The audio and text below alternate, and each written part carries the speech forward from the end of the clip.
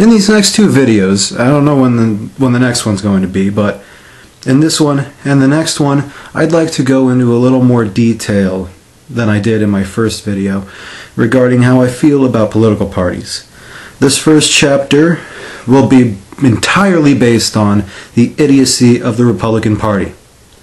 And the next one will, of course, tackle the Democratic Party. Now, the Republican Party I chose to do first because, in my opinion, they are the more idiotic. The Democratic Party at least seems to have some kind of idea as to what they're doing. But the Republican Party is entirely reactive.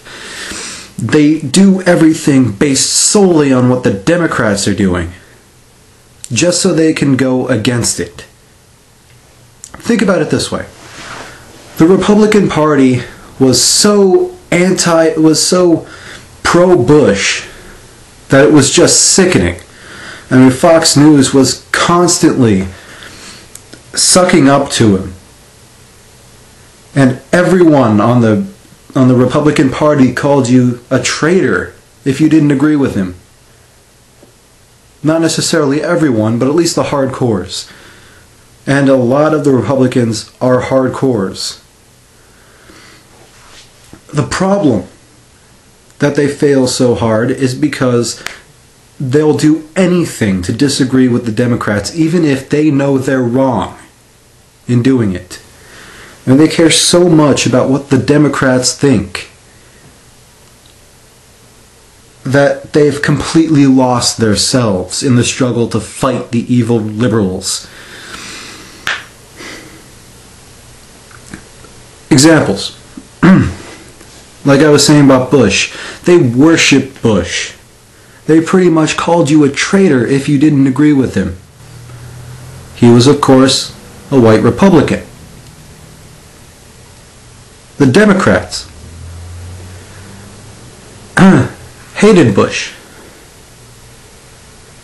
because he was a horrible president. As I pretty much stated with my last video, I don't align myself with any political party because I see them as futile. All they do is they create this kind of hive mind mentality among people. And I'm not going to reiterate what I said in my last video beyond that point. If you want to know how I feel about political parties, go watch it. But this is how I feel about the Republican Party. Another reason that they suck so hard and they're such idiots is because of this fear game they play. And it's not exactly the act of instilling fear, which they do, but it's the fact that they're so scared themselves. I mean, these are people who try so hard to keep gun laws intact. I've never felt that I had to carry a gun in my life. Of course, I don't really grow up in a bad town, and I'm not anti-guns. You know, I like guns.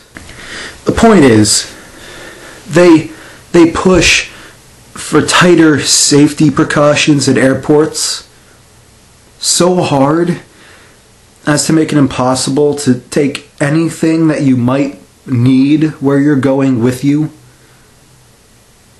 because you might be able to put something in it. You might be able to take poison on the plane, or something sharp. It might be something that you either couldn't kill somebody with or wouldn't use to kill somebody because it's just not convenient, or it's pretty obvious. The only safety that we really need is a gun in the hand of the pilot and a reinforced door to the cockpit. Anything else is useless. The shoe bomber, the person responsible for us having to take our shoes off at an airport, he failed. He didn't set it off. Do you know why? Because after 9/11, people are still a little freaked out. The passengers are the only safety you need at an airport because they watch everything. They're on the lookout for suspicious behavior all the time, subconsciously. They don't even really realize they're looking for it, they just do.